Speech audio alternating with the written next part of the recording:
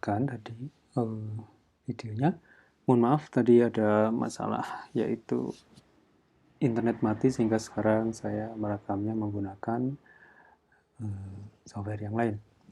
Oke, kita akan lanjutkan tentang stick diagram yang bisa kita gunakan untuk membantu kita melakukan desain. Ya, jadi sudah dijelaskan tentang apa arti dari garis-garis pada stick diagram ini, kemudian warna-warna apa yang sebaiknya kita gunakan. Nah,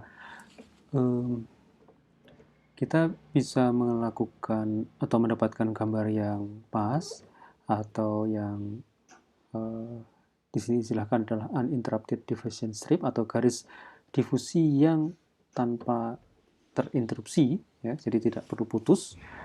Maka kita bisa menerapkan ketika di situ ada namanya Euler path, ya, Euler path pada suatu graph logic.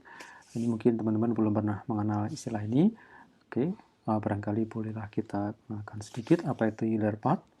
Ya, Euler path itu adalah suatu graph, ya, suatu bentuk graph di mana pada graph tersebut, ya, graph itu adalah ini garis yang menghubungkan antara satu node dengan node yang lain, yaitu suatu graph yang pada saat digambar itu satu node itu hanya pernah dilewati sekali, ya, jadi hanya dilewati sekali dalam satu loop. Oke, jadi sebisa mungkin satu loop itu hanya pernah dilewati sekali, ya, sekali dikunjungi ataupun ditinggalkan. Ya, kita lihat di sini seperti ini memenuhi Euler path. Ini juga memenuhi Euler path. Yang ini bentuk satu Euler path juga. Baik, kita lihat contohnya. Oke, kita lihat contoh sirkuit di sebelah kiri ini. Ini adalah X sama dengan, lihat, ini ada tanda node-nya, ya, C, N, A, or B. Ya, kita kemarin pernah membahas ini. Ya, C, N, A, or B. Kalau kita gambarkan, ini C paralel dengan blok A, B. Ini ada blok AB, C ini diserikan dengan blok AB, ya, di bagian NAND-nya, bagian N MOSFET-nya. Kemudian A ini paralel dengan B. Ya, kita lihat A paralel dengan B, kemudian paralel antara A dengan B ini seri dengan C. Ini adalah di bagian N MOSFET. Ini akan membentuk suatu rangkaian X sama dengan not C, N, A, or B. Nah, bagaimana dengan PMOS-nya? PMOS-nya akan komplement. Jadi kalau di sini C ini seri dengan blok AB, maka di sini akan didapatkan C paralel dengan blok AB. Nah, kalau A dan B ini paralel di bagian NMOS, maka di PMOS ini adalah seri. Ya, ini berlaku untuk standar sel, ya. Untuk rangkaian-rangkaian kombinasional. Nah, kita lanjutkan. Nah, bagaimana kita gambarkan Euler path-nya? Nah, kita lihat di sini. Kita memerlukan 3 buah, ya. Kita memerlukan 3 buah transistor untuk masing-masing PMOS ataupun NMOS-nya. Kita lihat A, B, C. Ini juga A, B, C.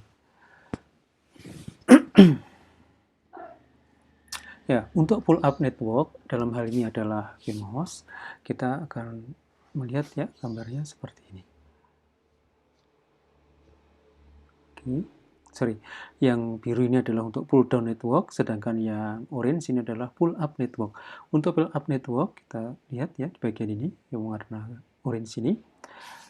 Oke, A dan B ini di seri. Lihat, ya, A dan B ini seri. Kemudian A dan B paralel dengan C. Oke, kemudian kita lihat di sini di pull down networknya atau NMOS-nya, A dan B ini adalah di paralel. Kemudian C-nya adalah seri. Nah, ini adalah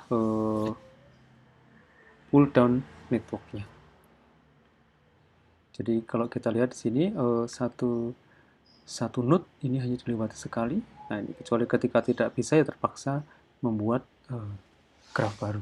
Ya, ini kalau yang kita lihat di pull up network ini benar-benar bentuk satu Euler path.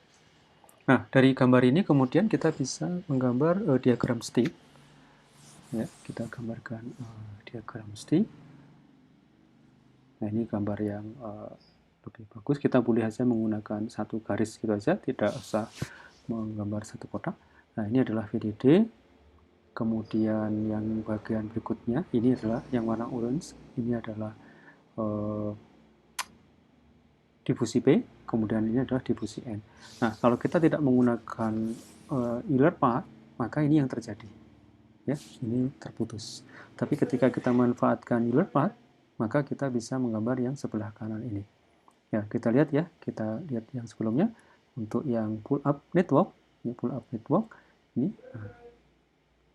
selalu nyambung terus. Kemudian untuk pull down network, ini kita lihat loopnya sama dengan di gambar ini. Oke, nah, ini kita juga bisa pakai filling ya. Kita coba mencari bagaimana supaya kita bisa mendapatkan rangkaian yang tidak ada terputusnya. Oke, contoh berikutnya adalah rangkaian yang lebih kompleks, yaitu not A or B and C or D. Ya, atau rangkaian seperti ini, teman-teman pasti sudah tahu bagaimana bisa menggambarkan rangkaian ini. Ya, jadi dari persamaan ini kita akan menggambar rangkaian skematiknya. Dari skematiknya kita coba buat Euler path-nya. Ya, ini DC seri, AB paralel. Kemudian kita lihat sini DC paralel untuk yang pull down, kemudian AB ini paralel. Nah, bagaimana kemudian kita menggambarkannya? Jadi kalau kita lihat di sini D ketemu dengan C, A dan B ini juga ketemu, lalu B dan A akan terhubung. Ya, kita lihat ya stick diagramnya. Nah, kita akan mendapatkan dua versi. Nah, yang ini akan mendapatkan uninterrupted diffusion streak. Sebenarnya dua kiri kanan ini sama aja, tapi yang ini adalah yang nyambung terus. Nah, dengan memanfaatkan Euler path. Ya, kita bisa lihat ya di gambar sebelumnya.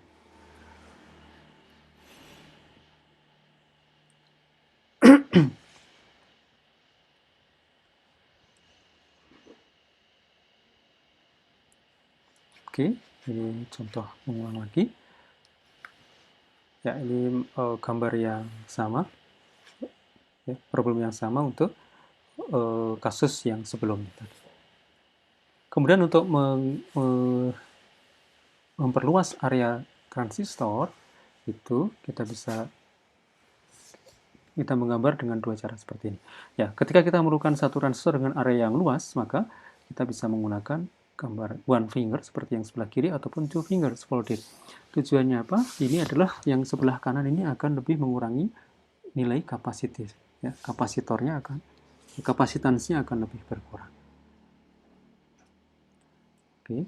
Nah, berikutnya untuk melakukan desain, ya, setelah kita mendapatkan stick diagram seperti ini, selanjutnya kita akan menggambarkannya ke suatu layout. Nah, untuk menggambar layout, maka kita akan memerlukan apa yang disebut sebagai design rule. Ya. Ya, sebagaimana kita tahu, desain struktur dari MOSFET adalah seperti ini. Ini adalah difusi, kemudian gate, ini adalah oksidatipis. Kemudian ini adalah kontak metal, ini juga kontak metal, kemudian ini adalah gate. Yang ini adalah field offset atau isolasi untuk transistor yang sebelahnya. Kemudian ini adalah substratnya. Design rule merupakan interface atau penghubung ya antara desainer dengan engineering proses atau dengan manufacturing. Nah, design rule ini digunakan untuk sebagai guideline bagaimana suatu desainer yang akan menghasilkan suatu masker ya, sekelompok masker yang akan digunakan untuk membuat suatu proses. Nah, biasanya di dalam design rule ini menggunakan desain unitnya ini akan menggunakan minimum line width atau yang disebut sebagai lambda. Ya, lambda parameter ini disebut sebagai scalable design rule yang kita sebut sebagai lambda parameter atau absolute dimension yang nanti akan menggunakan micron rules. Di beberapa dekade tahun sebelumnya, lambda parameter ini yang paling banyak digunakan. Karena apa? Desain dengan menggunakan lambda parameter ini, ketika terjadi scaling, ini tidak perlu mendesain lagi, hanya perlu mengecilkan ukurannya saja. Oke, nah ini adalah contoh layer-layer pada CMOS proses. Nah, gambar-gambar ini nanti tergantung di software yang digunakan. Nah, beberapa layer contohnya adalah well, kemudian ada active area. Well ini untuk membuat N-well ataupun P-well. Kemudian active area ini biasanya digunakan untuk difusi. Ya, baik itu difusi N ataupun difusi P. Ya, warnanya bisa hijau, bisa coklat. Kemudian, sekali lagi warna-warni akan tergantung dari software yang digunakan. Nah, kemudian ada select, kemudian ada polisilikon, biasanya merah. Metal 1 umumnya adalah warna biru, metal 2 ada magenta.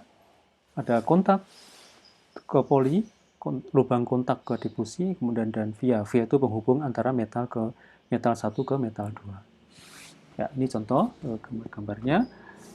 Ya, ini pada teknologi 0,25 mikrometer CMOS proses. Nah, jadi desain rule ini harus dipenuhi. Contohnya misalnya seperti ini. Suatu well ini ukurannya adalah ya, ukuran ini bisa minimal, bisa jarak ya. Nah, ini ukuran minimalnya adalah 10 lambda. Kemudian jarak minimalnya misalnya di sini untuk well yang sama jaraknya bisa 0 atau 6. Kemudian kalau berbeda maka harus 9 lambda. Kemudian untuk polisilikon ini minimal 2 lambda dan jaraknya juga minimal 2 lambda. Active area atau NDIF ataupun PDIF ini akan memerlukan setidaknya 3 lambda. Kemudian jaraknya juga 3 lambda. Sementara hole ini lebarnya minimal 2 lambda.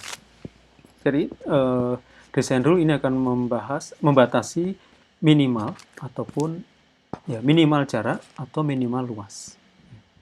Minimal panjang, minimal luas suatu area atau minimal jarak dari satu area ke area yang lain. Ya, ini adalah suatu contoh ya ketika mendapatkan suatu transistor. Jadi ketika ada area aktif kemudian dilewati oleh warna merah atau polisilikon, ini pasti di sini akan terbentuk suatu transistor. Disinilah terjadi lapisan metal oxide semikonduktor. Nah, ini adalah batas-batas yang harus ditentukan. Berapa batas antara poli dengan diffusion, kemudian berapa jarak difusi minimalnya dari jarak dari polisilikon dan seterusnya. Kemudian di sini adalah berapa jarak dari well. Nah, desain rule ini harus dipatuhi oleh desainer supaya apa? Supaya hasil desain yang diinginkan oleh para desainer melalui layoutnya itu dapat difabrikasi dengan benar. Ya, ini desain rule yang lain tentang via dan kontak. Kita mungkin perlu mengetahuinya, tapi tidak wajib menghafalkannya karena biasanya nanti di setiap teknologi ya, akan ditunjukkan desain rule-nya. Bahkan di dalam komputer aided design atau IDE ya, atau tools atau software yang digunakan untuk desain ini biasanya menyediakan cara untuk melakukan desain rule checking. Oke, ini contoh untuk select area. Oke, nah ini adalah desain rule. Oke, saya kira ini adalah akhir dari slide kita terkait dengan bagaimana kita mendesain suatu rangkaian. Nah, bagaimana cara desainnya?